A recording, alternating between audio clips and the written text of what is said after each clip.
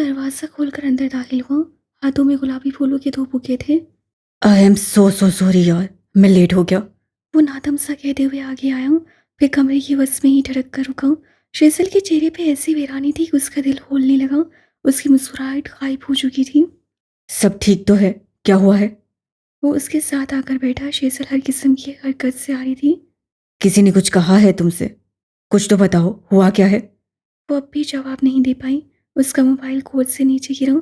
उसके सफ़ेद लिबास के दामन को बोसा दे रहा था। तुमने मुझे चीट किया। यकदम उससे गर्दन फेर कर अपने साथ बैठे बराक हनीफ को देखा। तुमने कहा था तुम बदल जाओगे। तुमने कहा था बराक। चीट? ओ खुदाया शेजल, मैं बस उसे ये समझाने गया था कि अब मेरी ज़िंदगी मुख्तलिफ है। आज मेरी शादी है और अब वो हमारे दरमियान मत आए। ये एक और धचका था। वो अपनी शादी वाले दिन किसी और औरत के साथ था। अगर बात सिर्फ समझाने की ही थी, तब भी क्या उसे आज ही का दिन मैसर हुआ था। तुम किसके साथ थे? माया के साथ। देखो, अगर मुझे कुछ छुपाना होता तो। माया पिछले हफ्ते इंग्लैंड गई थी। वापस कब आई? बराक की बोलती बंद हो गई। तुम सेलिना के साथ थे। वही तस्वीर वाली लड़की जो चंद माह यहाँ पाकिस्तान के सबसे महंगे बजट की फिल्म प्रोड्यूस करने वाली थी। अगर उसका वार्डरोब पीक्यू को मिल जाता तो ये खुशकिस्मती होती। लेकिन बराक हनीफ औरतों के साथ सिर्फ पैसे के लिए नहीं होता था। आई एम सॉरी शेजल, ये आइंदा नहीं होगा, मैं वादा करता हूँ। उसी पल मोबाइल दोबारा चमका। शेजल ने हाथ बढ़ाकर मोबाइल उठाया। एक और गैर शनासा नंबर, मगर तस्वीर आज सुबह की थी। वही घर, वही कमरा, मुख्तलिफ लड़की और वही स्याह कारनामे जिन्हें इस वक्त सिर्फ शेज़ल नहीं, बराक खुद भी देख रहा था और शर्म से गड़ रहा था। अपनी शादी के दिन, और शादी भी वो जो उसकी पसंद से हो रही थी। शेज़ल की आंखें भर आ गईं। अब कि उससे बराक को देखा तो उसकी आंखों में किरचियाँ थीं। दिल ऐसा टूटा था कि अब वो चाहकर भी नहीं जोड़ सकती थी। आई एम सो सॉरी शेजल, मैं बहक गया था। वो लड़की मुझे मेरी पिछली तस्वीर के साथ ब्लैकमेल करती रही। I am so sorry. वो उसके कदमों में आकर बैठ गया, इस बात से बेखबर कि शेज़ल का दिल एक लम्हे में उसके लिए पत्थर हो चुका था। आज हमारी शादी थी बराक। तुमने कहा था तुम बदल चुके हो। ये आखिरी बार था शेजल, खुदा की कसम, ये आखिरी बार था। आज के बाद दोबारा ऐसा कभी नहीं होगा। मुझे इस बार माफ़ कर दो प्लीज़। तुमने कहा था तुम बदल जाओगे। वो बड़बड़ाई। वो बकायदा उसके सामने हाथ जोड़ गया था। मैं ऐसा बिल्कुल नहीं चाहता था, मैं वाकई बदल गया हूँ। मैं इतने माँ किसी लड़की से नहीं मिला, किसी से कोई ताल्लुक नहीं रखा सिवाय तुम्हारे। ये मेरी आखिरी गलती है शेजल, प्लीज़ मुझे इसके लिए माफ़ कर दो। मैं तुमसे बहुत मोहब्बत करता हूँ। वो लजाजत कर रहा था, घबरा रहा था। शेजल ने आंखें झपकी। कुछ आंसू टूट कर गिरे। ये वो आदमी नहीं था। ये वो बराक नहीं था। आज वो उसके खौफ से माफ़ी मांग रहा था। कल वो माफ़ी मांगना छोड़ देता। जो आदमी अपनी शादी वाले दिन किसी गैर औरत के साथ था, वो शादी के 2 साल बाद भी यही काम कर सकता था। शायद ना भी करता, मगर जिंदगी शायद भी नहीं चलती। शेजल, इधर देखो, मुझे देखो। वो घुटनों के बल उसके करीब बैठा, उसके ठंडे या हाथ थाम चुका था। जज्बाती होकर कोई भी फैसला करने की बजाय प्लीज़ सोचो। बाहर कौन कौन आया हुआ है? मुल्की और गैर मुल्की शख्सियात हैं, हमारा सर्कल है, दोस्त हैं, हमारा ख़ानदान है। क्या तुम चाहती हो इन सब के दरमियान हमारी सबकी हो? लोग आज थे, कल नहीं। खानदान आज यहाँ था, कल किसी झगड़े से उनका ताल्लुक नहीं होता।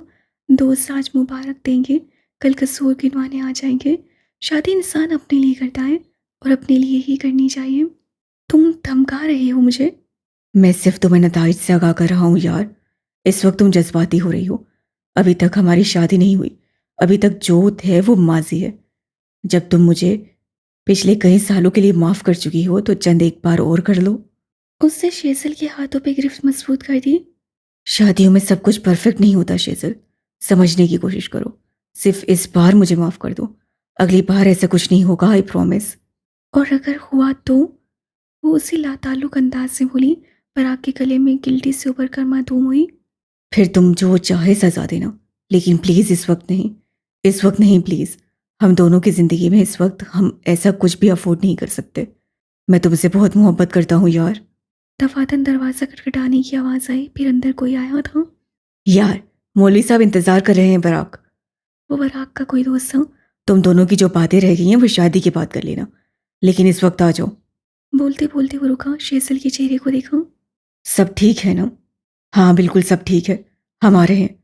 बल्कि तुम बाहर रुको, मैं तुम्हारे साथ चल रहा हूँ। मर्द सर हिलाते हुए चला गया था। पराग एक बार उसे संजीदगी से उसकी तरफ मुड़ा। प्लीज़ शेजल, सिर्फ एक बार प्लीज़। ये मेरी आखिरी गलती है, मैं इसके बाद कभी भी कुछ भी गलत नहीं करूँगा। वो बगैर कुछ कहे पत्थर का बुत बनी बैठी रही। पराग अब उठ खड़ा हुआ। फोन मिलाते हुए पहले उससे मेकअप आर्टिस्ट को बुलवाया, फिर सीनियर को कॉल की। सब जमा हो गए। वो शेसल के करीब झुककर हिदायत देता रहा, फिर हट गया। उससे उम्मीद बल्कि यकीन था वो उसे माफ़ कर देगी। वो उसे माफ़ कर दे रही थी। कुछ देर बाद सफ़ेद चूड़ी वाली लड़की ने सुर्ख कारपेट पे पहला कदम रखा था। उसकी एक तरफ सीनियर हाकिम थी और दूसरी तरफ बेस्ट फ्रेंड उर्फ गैस गंभीर। कारपेट के दोनों अतराफ में लोग खड़े थे जो दुल्हन की ताज़ीम में खड़े हुए थे। उसके सामने एक लंबे फासले पे पराग हनीफ खड़ा था। शेसल की समातों में कई जुमले गूंज रहे थे। पस मंजर में गाना बज रहा था। Romeo save me, I have been feeling so alone, I keep waiting for you but you never came, is this in my mind, I don't know what to think. Church की नशिश पे वो दोनों आमने सामने थे। पराग उससे कह रहा था।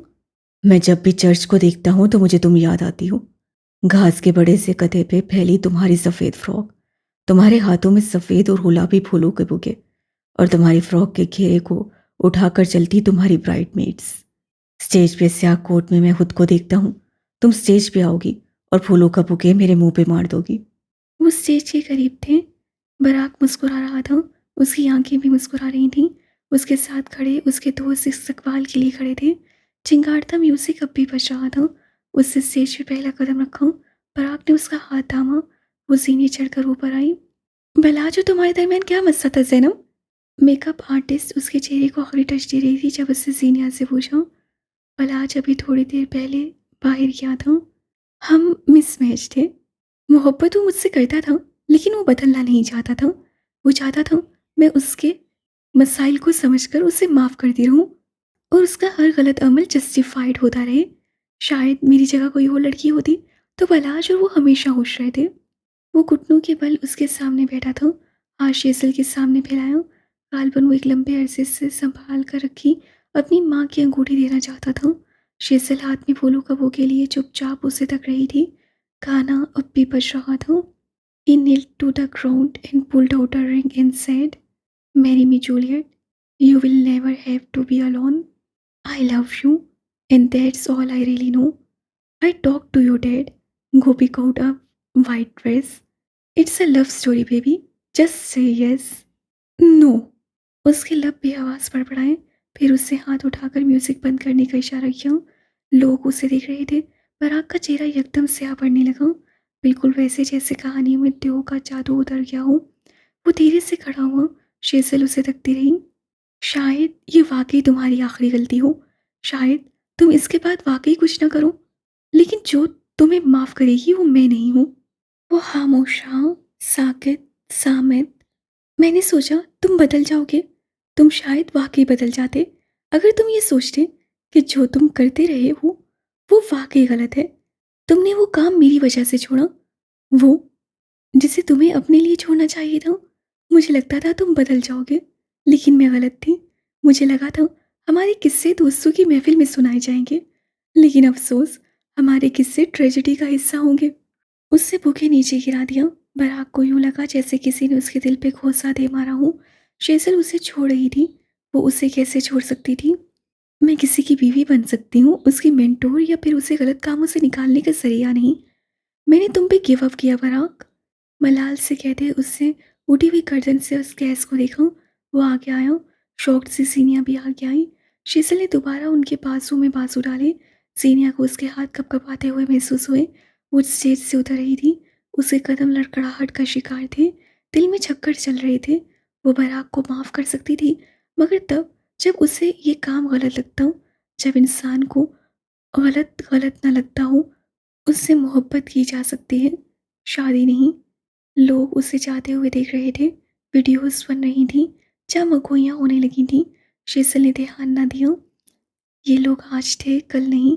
ये शादी सारी जिंदगी रहनी थी। लोगों के खौफ से किसी ताल्लुक में रहना बेवकूफ़ी थी। स्टेज पे खड़ा पराग चुपचाप उसे जाते हुए देख रहा था। किसी ने पराग हनीफ की दुनिया पलट कर रख दी थी और वो कुछ भी न कर सका। आज उससे जो महसूस किया था वो दर्द था, दिल का दर्द। वो हॉस्टल के अंदर लाउंज के सोफे पर पैरों पर ये बैठी हुई थी। बस मंजर में वो घर में बर्पा मातम सुन सकती थी। पलाज की मौत की खबर ने घर में कैसा कोहराम मचाया होगा, उसका अंदाजा था उसे। बशर मुसलसल गुलूकी लहजे में उससे कुछ कह रहा था। सीनियर सुनती रही। कैसी मज़ाक़ खेज सूरत हाल थी जिसमें लोग उस सूरत को पुरसा दे रहे थे जो बन ठन कर किसी शादी में शिरकत के लिए आई हुई थी। इस वक्त बहुत रात हो गई है, कोई गाड़ी नहीं मिल रही। मैं सुबह सादिक तुम्हें लेने आ जाऊंगा। वो बोझल अंदाज में कह रहा था। जीनिया ने उंगलियों के दरमियान नाक की हड्डी को दबाए रखा। चंद दिन कबल उसे पलाज की मौत का जो अफसोस हुआ था, अब तो वो भी ख़त्म हो चुका था। मैं जानता हूँ ये कड़ा वक्त है जैनी, लेकिन हिम्मत से काम लो। मैं बहुत जल्द तुम्हारे पास हूँगा। अब्बा चाहते थे मैं तुम्हें लेने जाऊँ, अभी और इसी वक्त, लेकिन तुम्हें मालूम है कि अरूज और उसकी माँ सारा इल्ज़ाम मुझ पे डाल देंगी, इसलिए तुम आज रात उसे समझाना चाहते हो। वो जवाबन कुछ नहीं बोला। मैं हर तरह की मलामत सुनने के लिए तैयार हूँ। अगर उनकी जगह मैं होती तो मैं भी यही करती। चंद लम्हे वो खामोश रहा। कुछ था जो वो महसूस कर चुका था। वो सीनियर का बड़ा भाई था। उन दोनों ने साथ बहुत कुछ देखा था। ये वो रद्द अमल नहीं था। वो चंद लम्हे खामोश रहा। वो तुम्हारा शोहर था जैनी। तुम्हें दुख नहीं है या फिर ये खामोशी दुख है? जीनिया ने पैर सोफे से नीचे उतारे। उसके चेहरे पे यकदम ढेर सारे रंग आए थे। एक लंबा अरसा जिस सच को छुपा कर रखा था, क्या वो आज बता दे? बशर का रद्द अमल क्या हो सकता था? क्या वो खुद को मज़ीद मज़लूम बनाने के लिए झूठ बोले? कुछ हुआ है जैनी, कुछ ऐसा जो मुझे जानना चाहिए। वो एक बार फिर खामोश रही। मैं तुम्हें कुछ नहीं कहूँगा, मुझे बताओ यार, क्या हुआ है? फिक्र हो रही है। उसके हक में ज़ैनब के रोने की आवाज़ आ रही थी, जिसे अब बशर अपने सीने से लगाकर थपक रहा था। जैनी, कुछ हुआ है बच्चे? हमारे निकाह के कुछ दिन बाद बलाज इस्लामाबाद आया था। धड़कते दिल के साथ उससे कह डाला। उसका सारा पैसा डूब गया था और ट्रैवल एजेंसी ने उसके साथ धोखा कर दिया था। वो मुझे मेरी यूनिवर्सिटी के बाहर मिला था। वो कहते कहते रुक गई। होश पड़ते लबों पे जुबान फेरी। कहती रहो, मैं सुन रहा हूँ। उसके पास पैसे नहीं थे। मैंने उसे पैसे दिए, अपना सोना बेचा। हम कैफे और मेरी एकेडमी में मिलते रहे थे। वो मुझे इस बारे में बताने से मना करता था। फिर कुछ दिन बाद उसे दोबारा सऊदी जाना था। वो उस सारे वक्त में मुझे टॉर्चर करता रहा था। वो हर दफ़ा अब्दुल्ला को बीच में ले आता था। मैं उसे खुश रखना चाहती थी बशर। मैंने उसके लिए बहुत कुर्बानियाँ दी, लेकिन वो फ्रस्ट्रेटेड था। उसे ढेर सारा पैसा चाहिए था और उसके लिए उससे अपने बिजनेस पार्टनर की बहन से शादी कर ली। बलाज ने दूसरी शादी की थी? शौक था कि क्या, बशर का सर चकराने लगा। अगर तुम्हें यकीन नहीं आता तो मेरे पास उसकी कॉल रिकॉर्डिंग्स हैं। मेरे पास उसकी अपनी बीवी के साथ तस्वीर हैं। मुझे यकीन नहीं आता। वो तुम्हारे होते दूसरी शादी कैसे कर सकता है? मैं उसकी बीवी नहीं, तोड़ तोड़ कर अल्फाज अदा किए। वो तो अब नहीं। जिस दिन मुझे उसकी बीवी के बारे में पता चला, उसी दिन उससे मुझे मारा। मुझे तलाक दी। तलाक? उसके पैरों से ज़मीन पहले किसकी या सर से आसमान अंदाज़ा नहीं हुआ। मैं उस वक्त गुस्से में थी। मैंने बहुत ओवर रिएक्ट किया, लेकिन मैं उसकी बीवी थी बशर। मेरा गुस्सा जायज़ था। मैं उसे खुश ना रखती, उसकी खिदमत ना करती, उससे औलाद न देती, तब वो शादी कर सकता था। तलाक? वो अभी वहीं अटका था। अगर उसे किसी औरत की ज़रूरत थी वो तब भी शादी करता, लेकिन उससे पैसे की खातिर शादी की, मुझे धोखा दिया। ये मुझसे बर्दाश्त नहीं हुआ। मैंने उससे कहा बशर, मैं बशर को कॉल करूँगी और वो उसकी बहन को तलाक देगा। तब उससे मुझे मारा। तलाक? उसके बाद मैं सब कुछ तुम्हें बताना चाहती थी, लेकिन मैं नहीं बता सकी। मैंने एक लंबा अरसा उसका गम झेला है। मैं ये सब कुछ प्रोसेस नहीं कर पा रहा। तुमने मुझे ये सब बताया क्यों नहीं? दूसरी शादी, तलाक, ये कोई खेल चल रहा है? उसे सर को हाथों में थाम लिया। वो बेतरह परेशान हुआ था। मरने वाले का सदमा लम्हे के 1000वें हिस्से में गायब हो गया। अब वहाँ गुस्सा था, बेबसी थी। जो भी था, तुम्हें मुझे बताना चाहिए था। मैं कल सुबह तुम्हें लेने आ रहा हूँ, तुमसे फिर बात होगी। ओह खुदाया, उसे तुम्हें तलाक कैसे दी? तुम तुम नाराज़ हो बशर? मैं हर्ट हूँ जीनिया। बलाज मेरा भाई नहीं था, लेकिन तुम बहन थी मेरी। कम से कम मुझे एक बार बता दिया होता। मैंने कितनी बार तुमसे उसके और तुम्हारे दरमियान सब ठीक है का पूछा। मैं बताना चाहती थी, लेकिन लेकिन नहीं बताया क्योंकि तुम खुद को अक्लीकुल समझती हो। मैं तुम्हें कुछ और भी बताना चाहती हूँ। बलाज तलाक के बाद वापस आया था और अब तुम्हें कुछ चीज़ें मेरी तरफ से भी सुन लेनी चाहिए। अब्दुल्ला आया था। वो एक लम्हे के लिए थम गई। वो गांव आया था और चचा लोगों ने उसकी गाड़ियां जलाई।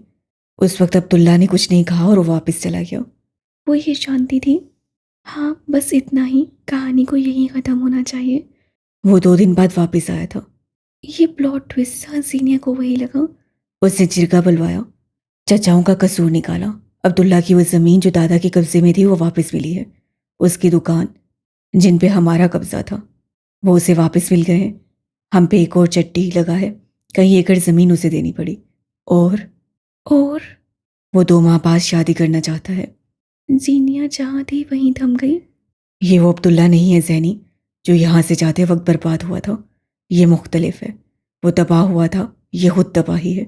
मैं उससे मिला हूँ। हम बहुत बड़ी मुसीबत में हैं। मैं सुबह 5 बजे की बस से खुद आ जाऊंगी। तुम्हें आने की ज़रूरत नहीं है, वक्त बर्बाद होगा। वो हल्की आवाज़ से बेहद आहिस्ते से बोली।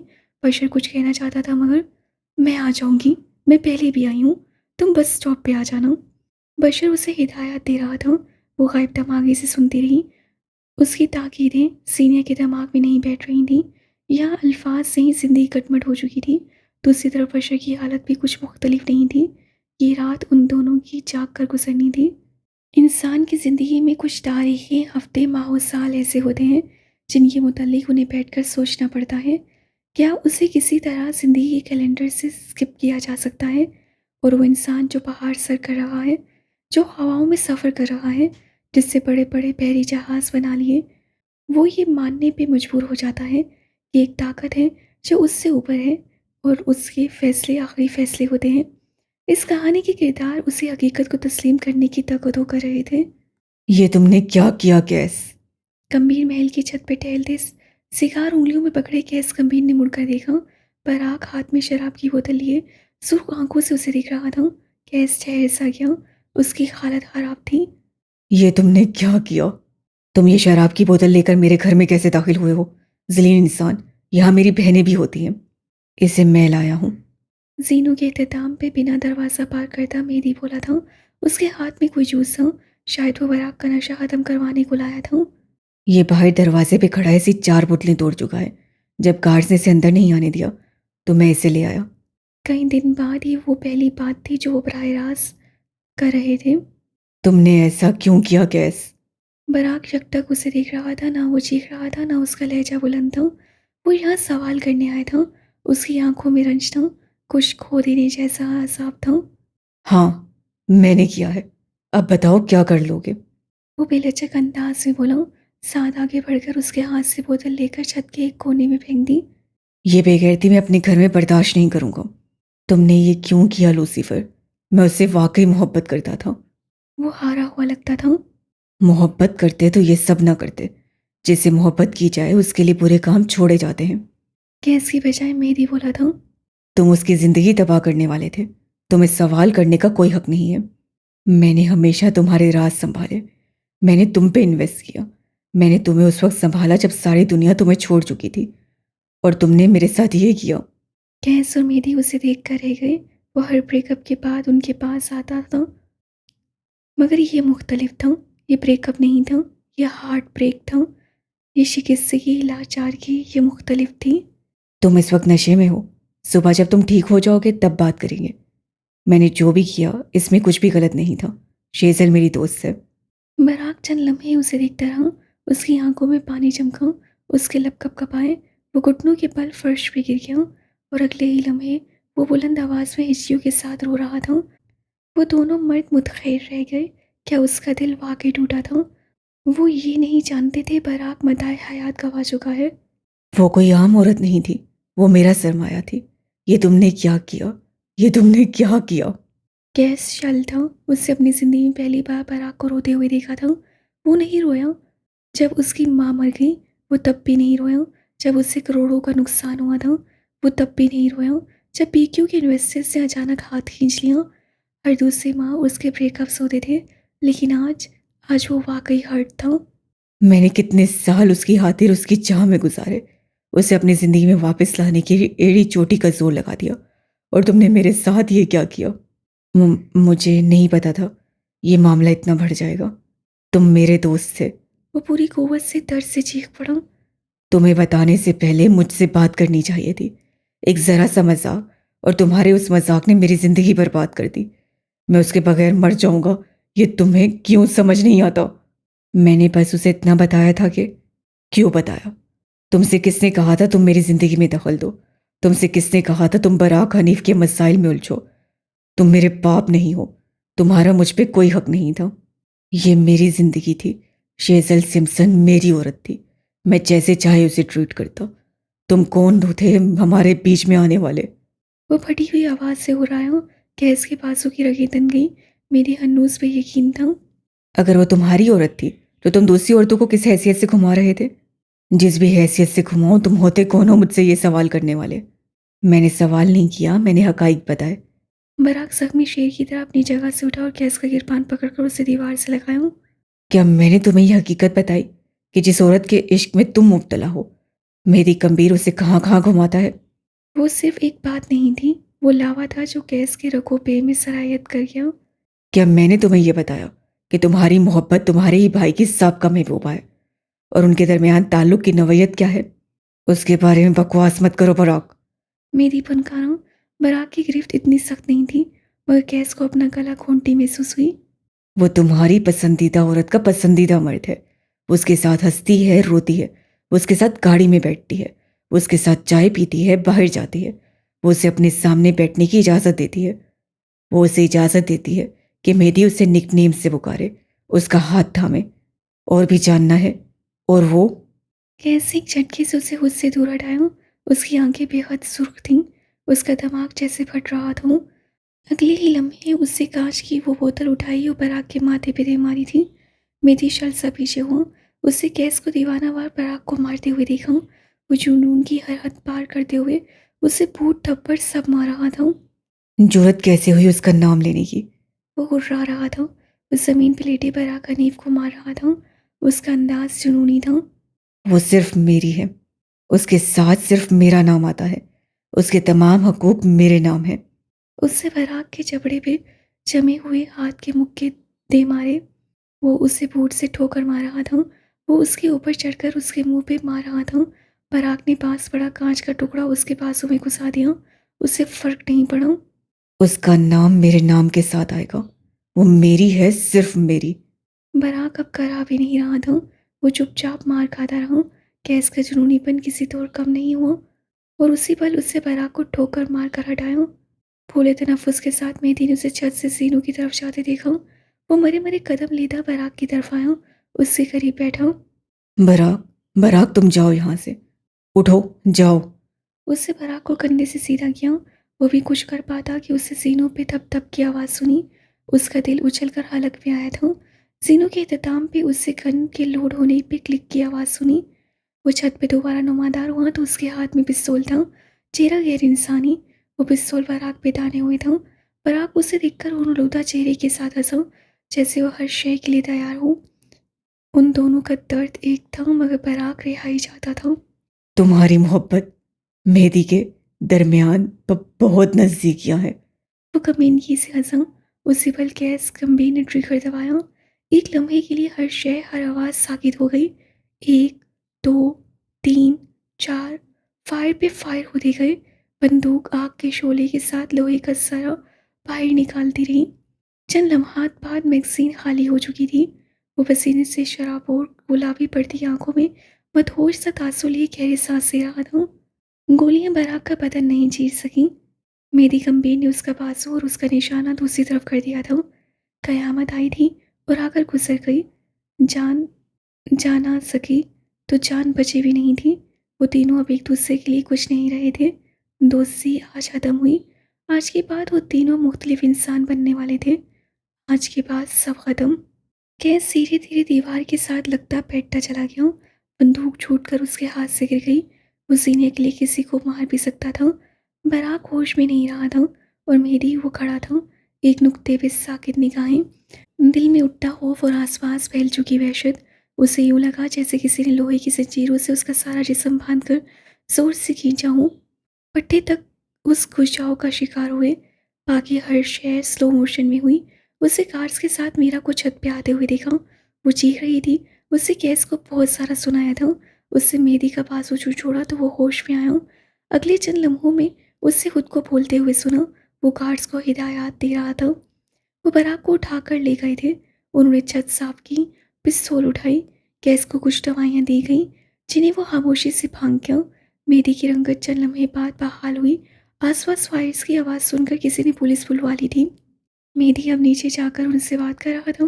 फिर उसने खुद को किसी आला ओहदेदार का नंबर मिलाते देखा। मसला हल हो गया था। कबीर महल के एक एक फर्द से गोया कुव्वत गवाही छीन ली गई थी। सब खामोशी से अपने अपने कमरे में चले गए। मेरी थके थके कदम लेता वापस छत पे आया। कैस सब दीवार से टेक लगाए हुए खड़ा था। सिगार दोबारा उसके हाथों में था। वो छोटे छोटे कदम लेता उसके पास आकर खड़ा हुआ। कई लम्हे यकबस्सा हवाओं के दरमियान वो दोनों खामोश रहे। वो पिछले एक अरसे से इसी तरह खामोश थे। तुम इतने दिनों से मुझे नज़रअंदाज क्यों कर रहे थे? कैस की बेलचक आवाज़ उसकी समातों से टकराई। ये वो सवाल था जिससे मेरी भाग रहा था। तुम भी वही कर रहे थे। मुझे भी सवाल का हक है। यह मेरे साथ भी वही होगा जो बराक के साथ हुआ। बराक जो कह रहा था वो सच था, आधा सच। उससे इतराब क्यों? जीनिया हाकिम वो औरत है जिसे किरदार की गवाही मैं दुखते कोयलों पे चलकर भी दे सकता हूँ। हम दोनों के दरमियान जो है वो सादा और साफ है। वो अच्छी लड़की है। कैसे गहरी सांस हवा के सपुर्द की। धुआं तैश मलाल क्या था जो हवा में तकलील हुआ। दिल के एक कोने में कोई उबाल सा उठा था। उन दोनों के दरमियान कुछ क्यों था? उससे दूर हो मेरी।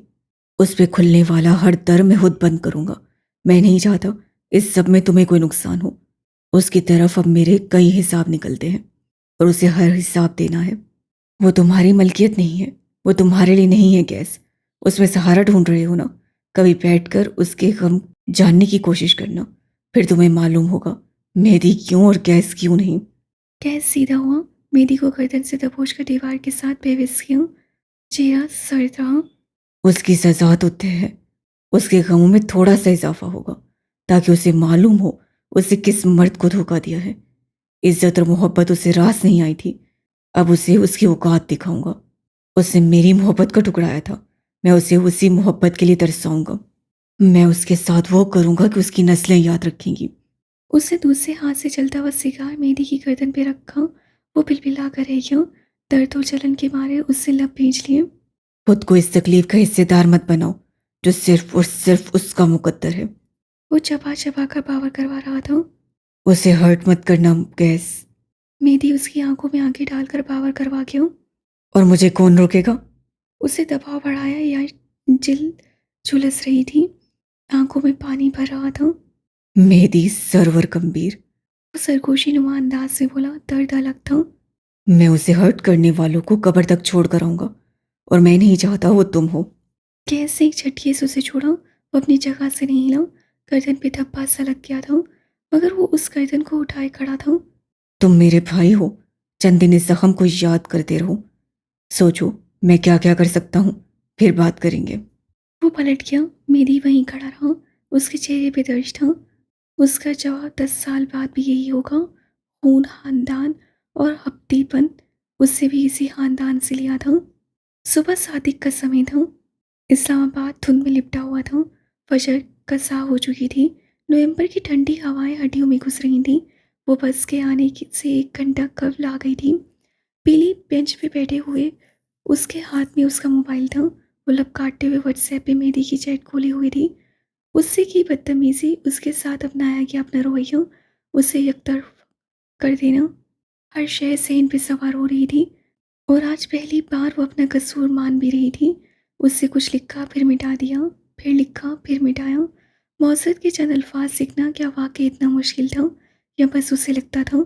उससे मोबाइल पर ही डाल दिया और नाखून चुबाने लगी। उसे बेलकुनी के नीचे खड़ा मेहदी याद आया। वो उस पे किसी औरत के साथ ताल्लुकात का इल्ज़ाम लगा रही थी, सिर्फ इसलिए ताकि वो उससे दूर रहे। अगर जिन्स बदल दूँ, सीनिया हाकिम को मेहदी की जगह रख दूँ, तो अल्फाज कैसे आ रहे थे। सर को बेंच की पुश पे गिराए, उससे गहरे लंबे सांस लिए, मोबाइल उठाया। स्वेटर से झांकती उसकी सफ़ेद गुलाबी उंगलियां अब कॉल मिला रही थीं। उस शख्स को जिसे वो छोड़ आई थी बगैर कसूर के, मगर उससे तो आधी ज़िंदगी यही किया था। कॉल उठाई गई। हेलो की आवाज़ से उसके अंदर रूह फूंकती। चंद लम्हे उन दोनों के दरमियान खामोशी रही। वो शायद पहल का मुंतज़िर था। मैं आपसे मौज़रत करना चाहती थी। अच्छा, मुझे लगा शायद मेरे मज़ीद कसूर गिनवाने थे। तल्ख़ लहज़ा, माज़रत और ज़ीनिया अलग-अलग चीज़ें थीं। सामने से ऐसा रवैया नाक़ाबिले बर्दाश्त, मगर वो बर्दाश्त कर गई, आँखें बंद कीं। कसूर मेरा था, मेरा है, मैं जानती थी।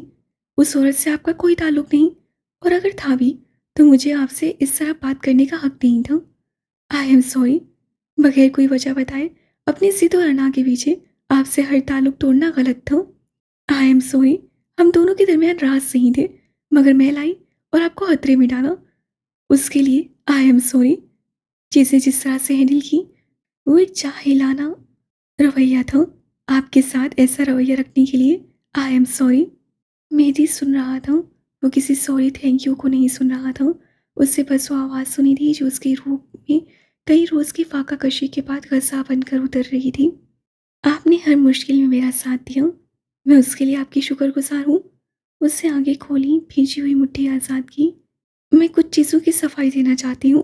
मैंने आपको इस्तेमाल नहीं किया मेरी। मैंने कभी आपको अपना पंचिंग बैग नहीं समझा। हाँ, अगले कुल समझा था, लेकिन मैं गलत थी। बहुत ज़्यादतियाँ कर चुकी हूँ। डायरी में लिखती तो शायद याद रहती। अब याद नहीं है, लेकिन मुश्तरका सॉरी। मैं सीनिया हाकिम गलत हो सकती हूँ, कर सकती हूँ, क्योंकि मैं एक इंसान हूँ, और उसके बाद मुझे माफ़ी मांगनी चाहिए, क्योंकि मुझ में इंसानियत है। बेरब तेज़-तेज़ कहे कई जुमले थे, जिन्हें मेरी समझ गया। मुझे प्रॉपर तरीके नहीं आते, लेकिन आई एम रियली सॉरी। मेरी ने गहरी सांस ली और थकान ज़दा मुस्कुराया। सरकार, अगर आप इंसानियत दिखा रही हैं तो थोड़ी-सी मैं भी दिखा देता हूँ। चलें, मैंने आपको माफ़ किया। कुछ चाहकर भी लहजे की बशाशियत मासी जैसी न रख सकूं। मैं गवातर जा रही हूँ, शायद कुछ माह वापस ना आ सकूं। मेरी ने बिस्तर से पैर उतारे, यकदम सारे वजूद में बेचैनी फैल गई। क्यों जा रही हो? कुछ हुआ है? जीनिया ने मुख्तसरन उसे सारा ख्वाल कह सुनाया। मेरी अब अलमारी खोले स्वेटर निकाल रहा था, पैरों में उससे गर्म जूते डाले। तुम कहाँ हो? बस स्टैंड पे, 7 बजे निकलना है। वो जो जल्दी से कुछ कहने लगा था यकदम रुक गया। उससे माफ़ी मांग ली थी, उससे शुक्रिया अदा कर दिया था, मगर वो लकीर जो उससे खींची थी वो अब भी कायम थी। वो उसे नहीं तोड़ेगा। क्या आप थोड़ी देर के लिए आ सकते हैं, अगर आप बिजी ना हो? वो कहकर लब काटने लगी। मेरी के दिल से बोझ उतर गया। सीने हाकिम और उसके दरमियान अब कोई लकीर, कोई फासला नहीं था। मैं 15 मिनट में अब पहुँच रहा हूँ। उससे जल्दी से कहा, फिर स्वेटर पहना, आईने के सामने रुककर परफ्यूम छिड़का। गर्दन का जख्म वासिया था, उससे रहने दिया। बाल दुरुस्त करके चंद पल खुद को देखता रहा, फिर बाहर निकल आया। महल के वासियों की सुबह फिलहाल नहीं हुई थी। उससे पोर्च में खड़ी गाड़ी निकाली, दरवाजे खोले गए। रुकावटें खत्म थी। अगले 15 मिनट बाद वो बस स्टेशन में मुतलाशी निगाहों से उसे ढूंढ रहा था। वो उसे सर्द बेंच पे बैठी नजर आई। मेरी की तरफ उसका नेम रुख था। वह आहिस्ते से चलता हुआ उसके दाएं तरफ आकर रुका। सीनियर को उसकी मौजूदगी का इल्म नहीं हो सका था। वो 2 कदम मज़ीद आगे आया, दरख्त की टहनियों को पकड़कर जरा सा हिलाया। पत्तों पे जमा बारिश के कतरे बेंच पे बैठी लड़की पे गिरे। वो चौंक कर मुड़ी, कानों से हैंड फ्री निकाल कर उसकी तरफ देखा। वो उसे देखकर मुस्कुराया, फिर उससे करीब आकर बैठा। जीनिया ने अपने करीब एक लंबे अरसे बाद तमानियत महसूस की। कैसी हो? बहुत देर बाद हल्की आवाज़ से होश आ गया। ठीक हूँ, आप ठीक नहीं लग रहे। जीनिया की नसें उसकी गर्दन की चोट पे जमी थी। मैं अब ठीक हूँ। तुमने टिकट ली? नहीं, जाने वाली थी। मैं ले आता हूँ। वो उठा और टिकट बूथ की जाने बढ़ गया। सीनिया ने उसे रोका नहीं। थोड़ी देर बाद वो वापस आया और टिकट सीनिया की तरफ बढ़ाया। सीनिया ने रकम उसकी तरफ बढ़ाई, वो हंसा, फिर जेब में रख ली। ये 2 सीट्स किस लिए? सीनिया ने उसके हाथ में 2 टिकट सेकते हुए पूछा। मेरी गंभीर उसे नहीं बता सका कि टिकट खरीदते वक्त सीनिया के साथ वाली सीट का टिकट किसी लड़की ने खरीदना चाहा था, और पता नहीं क्यों, मगर मेरी को ये अंदाज़ा हुआ इस औरत के साथ वो किसी मर्द की परछाई भी बर्दाश्त नहीं कर पाएगा। दूसरी टिकट मेरी है। तुम्हारे साथ नहीं जा रहा, लेकिन मेरा गायबाना तस्वुर साथ जाएगा। वो उसके पास बैठा। सीनिया ने मजीद कोई सवाल नहीं किया, वो चुप रही। मेरा पहला रिएक्शन शॉक था। यकीनन हर नॉर्मल इंसान का यही होता। बहुत देर बाद धुंध से पर्दे छूटे। मैं मुख्तलिफ कैफियत का शिकार था। जब इंसान को कहीं से तकलीफ मिले तब उसे अपने साइज से भी तहफ़्फ़ुज़ात हो ही जाते हैं। मेरे साथ भी यही हुआ था। मैं कई दिन कुछ भी प्रोसेस नहीं कर सका। ज़िंदगी स्टक होकर रह गई थी। ऊपर से तुम अचानक बिला वजह मुझसे नाराज़ हो गई। कैस तुमसे मोहब्बत करता है, तुम उसकी साबका मंगेतर हो। ये सब प्रोसेस करना और उसके दरमियान किसी को विलन, किसी को हीरो और खुद के लिए कोई किरदार चुनना बहुत मुश्किल था। तुम्हारी तरह खुर्रांट होता तो फ़ौरन कोई हल निकाल लेता, लेकिन मैं ठहरा मासूम आदमी। मैं यही सोच रही थी, मुझे बीच में लाए बगैर आपकी बात कैसे मुकम्मल होगी? ज़ाहिर है, खैर मैंने बहुत कोशिश की कि मैं कोई हल निकाल सकूं, लेकिन बेसुध। ये एक ऐसा मामला था जहां कोई हल नहीं था, हर रास्ता बंद था। वो लम्हा भर को चुप सा हुआ, फिर चेहरा उठाकर सीनिया को देखा। मैं इतने दिन कोई रास्ता सोचता रहा, कोई ऐसा हल जिससे मैं तुम्हें महफूज कर सकूं। और धुंध यकदम छुटी और उसके पास सामने बैठा शख्स कोरा पन्ना नजर आया, ऐसा पन्ना जिस पे सोने का रंग चढ़ा था, खालिस सोना। तुम मेरी बीवी हो, मेरी जिम्मेदारी। सारी उम्र जिम्मेदारियों से भागता रहा, लेकिन तुमसे नहीं भाग सकता था। तुम्हारे लिए हर अंधेरे में मशाल जलाना फर्ज है मेरा। वो टुकर टुकर उसका चेहरा देख रही थी। वहां कोई जिताता तासुर नहीं था। वो बेहद सादगी से अपना मुद्दा बता रहा था। वो दुनिया के एक एक शख्स को बताना चाहती थी, मेहदी मुख्तलिफ था। रवायात बहुत सख्त हैं और मैं उनसे बिल्कुल लाइल्म। मैं उलझ गया था यार। हर हल, हर महफामत के बाद भी कुछ ऐसा नहीं था जिससे मैं इस उम्र को यकीनी बना सकता कि तुम्हारी जान को कोई खतरा नहीं। लेकिन मैं बहुत गलत था। कल रात मुझे वो मालूम हुआ जो धुंधला हो गया था। मैं उस औरत के लिए खौफज़दा था जो किसी अब्दुल्ला की साबका मंगेतर थी। लेकिन तुम्हारा तारुफ तो मेहदी कबीर की बीवी से होना चाहिए था। तुम्हारी असल जगह, असल शनाख्त तो यही है। बेयकीनी एक बहुत छोटा लफ्ज़ था जो सीनिया के चेहरे की तासुरात को बयान कर देता। मैं समझ सकता हूँ, ये एक कागजी ताल्लुक है, लेकिन तुम्हारे लिए ये ढाल बन सकता है और मैं बनाऊंगा। तुमने एक बार कहा था कि एक वक्त आएगा जब सारी दुनिया तुम्हें छोड़ देगी, और मैंने कहा था मैं उस वक्त तुम्हारे साथ रहूंगा। मैं चाहता हूँ मैं वादा निभाऊं। मेरे लिए ये सब मत करें। उसके चेहरे पे नसें जमाई कह रही थी। इससे ज्यादा भी कर सकता हूँ। क्यों? वापस आना, तब तफसील से बताऊंगा। उस दिन आपने मुझसे कहा था कि मैं किसी मर्द पे भरोसा नहीं करती क्योंकि ये मेरे बाप का दिया ट्रॉमा है। आई एम सो सॉरी जीनिया, मैं उस वक्त हवासों में नहीं था। ऐसा नहीं है मेरी, ये ट्रॉमा नहीं, मेरा वजदान है। मैं एक दिन अकेली होंगी और कोई मेरे साथ नहीं खड़ा होगा, ये मुझे मालूम है। वो लब काट कर रह गया। तसल्ली इस वक्त बेकार थी। गहरी सांस लेते हुए उठा, सीने के पैरों के करीब पड़ा, उसका बैग उठाया। तुम्हें देर हो रही है, जाना चाहिए अब। वो कैसा मर्द था जो खौफ साइल कर रहा था, हर्षात ख़त्म कर रहा था, और सुकून, वो क्यों ढेर सारा सुकून फराहम कर रहा था। बस के अंदर आकर उसने सीनिया को उसके नशिश पे बिठाया, सामान रखा और वहीं बस ड्राइवर को उसके मुतालिक हिदायत दी।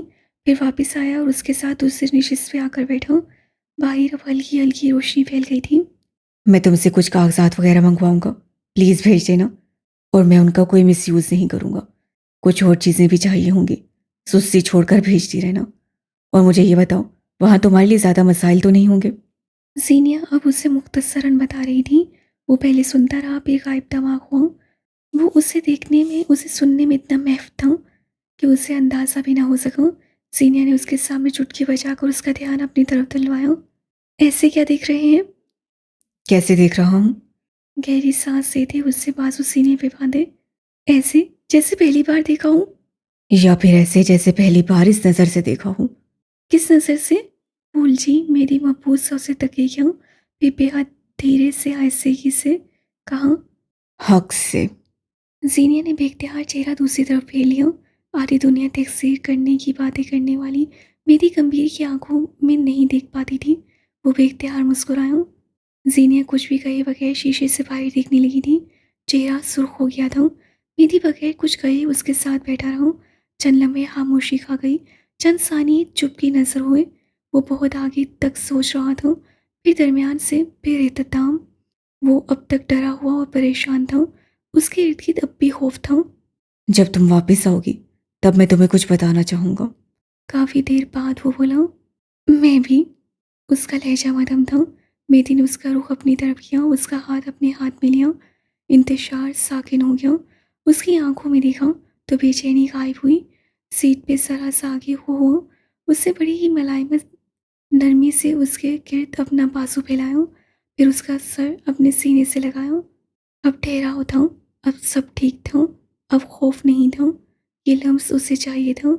ये सुकून एक अरसे से गायब रहा था। सब ठीक हो जाएगा। वो उसके गिर्द हसार मजबूत करते हुए बोला। थोड़ी उसके सर के बालों को छू रही थी। उसका हाथ अब भी अपने हाथ में ले रखा था। बाजू अब भी उसके कंधे के गिर्द थे, मजबूती से। सीनिया हाकिम ने जिंदगी में पहली बार किसी लम्हे, किसी लम्स को जिंदगी महसूस किया था। वो मेरी गंभीर के दिल की धड़कन अपने बेहद करीब सुन सकती थी। क्या जिंदगी हमेशा के लिए यहीं ठहर नहीं सकती? स्टडी का अधखोला दरवाज़ा पूरी तरह खोलते हुए उसे अतराफ में निगाहें दौड़ाईं और फिर बैल्कोनी आया। मकसूद वहीं थे, मुताले में गर्क। अपने घर की कहानी कम है जो आप अब किताबें पढ़ रहे हैं। वो सीनिया को रुखसत करके सीधा यहीं आया था। मुझे आपसे कुछ ज़रूरी बात करनी है। उनके सामने बैठते हुए कहा। मैं तुम्हारे मसाइल का हल निकाल चुका हूँ। तुम्हारे लिए एक महफूज प्लान है, और मेरी बीवी के लिए। मकसूद ने गर्दन फेर कर उसे देखा। तुम उसे तलाक देकर नहीं आए। मेरी पूरी तरह बदमजा हुआ। एक तो आप तलाक से आगे नहीं बढ़ते, कोई बीवियों को छोड़ता है। कैस तुम्हें जान से मार देगा, वो मुझे नहीं मार सकता। जरूरत तो खत्म होती थी उसमें। वो सिर्फ जीनिया को नुकसान पहुंचा सकता था, और उसके तहफ़्फ़ुज़ के लिए मेरे पास अब प्लान है। मैं उसे किसी दूसरे मुल्क भेजने का इंतज़ाम कर रहा हूँ, कैस या फिर कोई भी। और मैं किसी को उसकी हक तक पाने नहीं दूंगा। कल तक तुम अपनी जान के लिए खौफज़दा थे। कल तक मैं वाकई अपनी जान के लिए परेशान था। कहानियों में देखा था, देव की जान एक नन्ही सी चिड़िया में। कल में तक मेरे लिए सिर्फ मैं था, and suddenly it's all about her. वो कंधे उचकाता बेयकीनी और सरशारी से बोला। हम गलत थे चचा।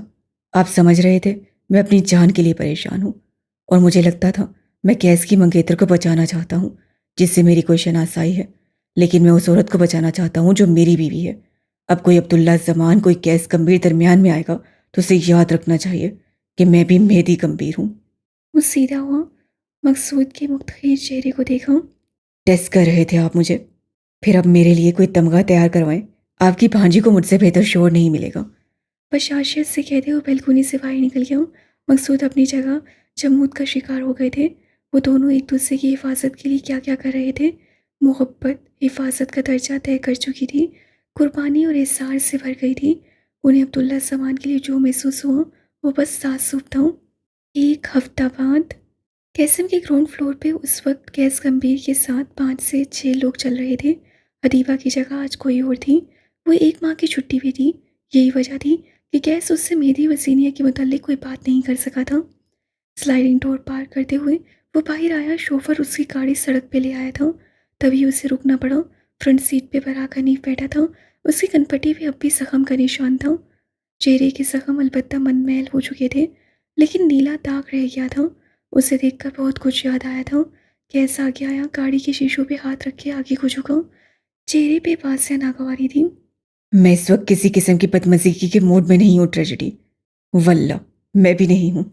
यहाँ आने का मकसद, मैं कुछ मामला दुरुस्त करना चाहता हूँ। मामला दोस्तों के दरमियान होते हैं। तुम मेरे दोस्त नहीं रहे, ठीक है, फिर दुश्मनी ही सही। आओ शुरुआत करने चलें। उसकी आंखें किसी शर की दावत देती थी। उसके चेहरे पे कुछ सर्द मेहरी थी। कैसा आंखें सुकेड़े पीछे हुआ, फिर अपने अक में खड़े लोगों से कुछ कहा और गाड़ी का अगला दरवाज़ा खोलकर अंदर बैठा। अगर ये कोई मजाक हुआ तो तुम जानते नहीं पराग मुझे। पराग मुस्कुराया। हमारे दरमियान अब से मजाक नहीं होंगे। उसके अंदाज से बहुत कुछ बदल चुका था। कैस को यकीनन गौर करने की ज़रूरत थी। गाड़ी में खामोशी रही। कैस चंद फ़ोन कॉल्स करता रहा, ईमेल्स चेक करता रहा। गाड़ी इस्लामाबाद की हदूद से बाहर निकलने लगी। तब उससे कोफ्त हुई। हम कहाँ जा रहे हैं और क्यों? गवादर। 400 वोल्ट का करंट था जो गैस को लगा था। तुम्हारी माँ इस्लामाबाद में दफन है बरा। चबा चबा कर कहा। कुछ मदफन राज उस समंदर के शहर में भी हैं। खोज लगाने चलते हैं। उससे गाड़ी चलाते हुए गर्दन मोड़कर गैस को देखा। सुना है वहाँ तुम्हारी मंगेतर रहती है, क्यों ना उसके घर चलकर मामलात देखे जाएं। मैं उसके भाई से मिलकर मामलात देख चुका हूँ। तुम्हें अगर कोई मसला है तो यहाँ बताओ, वहाँ जाने की कोई ज़रूरत नहीं है।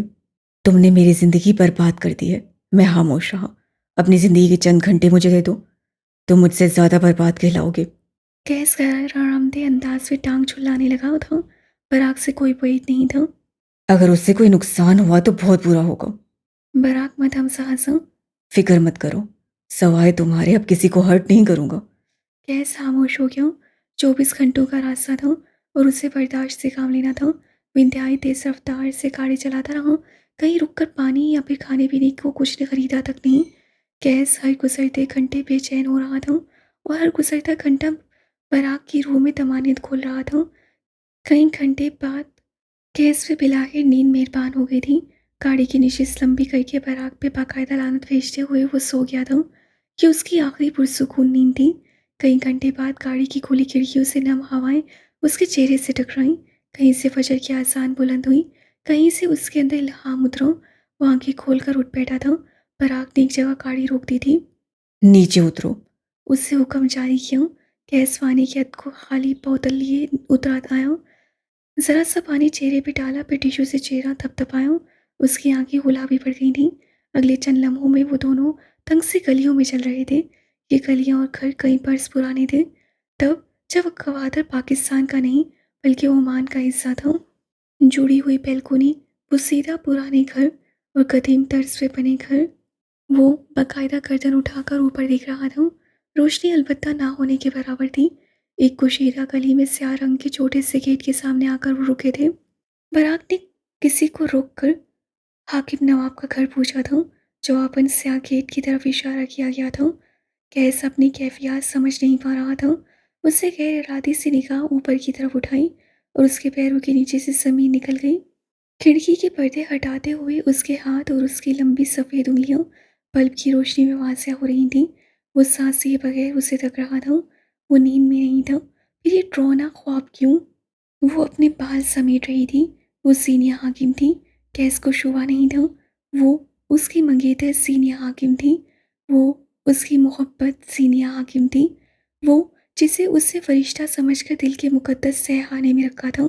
आज उसका चेहरा कैस को किसी चुड़ैल के जैसा लगा। वो जिसके ज़रिए वो अपने ज़ख्म मनमहल करना चाहता था, वो उसका सबसे बड़ा घाव थी। कैसी हकीकत कहाँ आकर पता लगी थी? कैसा रास्ता और किस तरह आकर खुला था? कैस को समंदर की हवाएं अपना गला घोंटती महसूस हुई। उसके कदमों से रफ्ता रफ्ता जान निकलती जा रही थी। तुम जिसके पीछे भाग रहे थे वो शराब था। बराक की ठंडी सरगोशी उसके आसाब जामद कर गई। तुमने जिसे अपना रहबर समझा था वो कोई और है, कोई मनहूस रूह। ये है सच्चाई, ये मोहब्बत तुम्हारी और ये रहा मेरा इंतकाम। मैंने तुमसे कहा था ना, कुछ राजों को नहीं खोलना चाहिए।